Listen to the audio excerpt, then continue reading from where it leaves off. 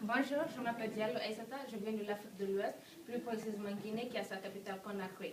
Je suis née le 17 juin 1997 dans une grande préfecture de la Guinée, Kindia. Je suis musulmane, optimiste, respectueuse. J'aime faire des amis et surtout passer du temps avec eux. J'accepte la vie telle qu'elle est, pleine de déceptions, surprises, etc. J'ai grandi dans cette région avec mon frère et ma tante. Mon papa m'a quitté quand j'avais 9 mois et ma mère quand j'avais 4 ans pour venir vivre aux États-Unis.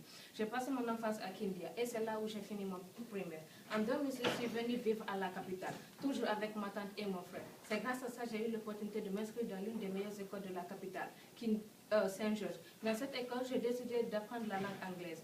En Guinée, les gens se foutent complètement de la langue anglaise, car ils se disent, étant la Guinée un pays francophone, ils n'ont pas besoin d'apprendre une autre langue. Mais moi, je me disais, tôt ou tard, je viendrai aux États-Unis, car mes parents vivent ici. C'est grâce à ça que j'ai eu l'opportunité de bien m'encourager et prendre l'anglais. Mais quand je faisais la 10e année, ça c'est l'année passée, j'ai eu mon visa pour venir et je suis directement venue. Quand je suis venue, j'ai commencé les cours. Je n'étais pas surprise d'entendre les gens parler la langue anglaise, car c'était une habitude. J'aimais passer du temps avec les gens qui parlaient l'anglais juste pour apprendre de mieux. Et là, les gens me disaient toujours que j'étais bien. Maintenant, j'ai continué. Et finalement, ce n'était pas habitude. Quand je suis venue, la chose qui m'a surpris, c'était le courant. Je suis habituée. Dans mon pays, je peux rester 5 ou 6 jours sans voir le courant. Et là, c'était toujours allumé. Et je me demandais même comment. Ma mère n'arrêtait de me dire c'est comme ça. Mais c'était difficile pour moi de m'habituer. Finalement, par la grâce à Dieu, j'ai fini par m'habituer.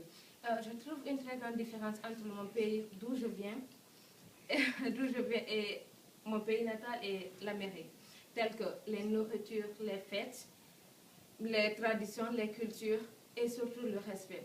Dans mon pays, on enseigne tout un chacun le mot respect, car ils savent c'est quoi l'importance du mot respect. Ils enseignent tous les enfants de respecter soi-même, les âgés et surtout les étrangers. Alors tout un chacun respecte les soi. Mais dans ce pays, je trouve ça contrairement. Parce que ici, tous les enfants, ils se fichent du mot respect, car ils ne savent pas c'est quoi l'importance du mot respect.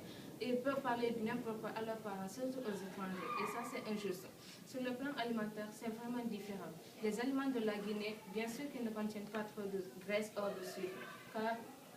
Mais là, c'est comme si je sors les gens que je rencontre tellement gros, je pense que leurs aliments contiennent vraiment de sucre ou de graisse. Sur le plan culturel, nous sommes vraiment différents. Comme je l'avais déjà dit, je suis musulmane et d'autres d'entre eux sont juifs ou quelque chose comme ça. Donc, nous sommes différents. On voit la vie de façon différente. Bon, merci, c'est ce que j'avais à vous dire. Merci.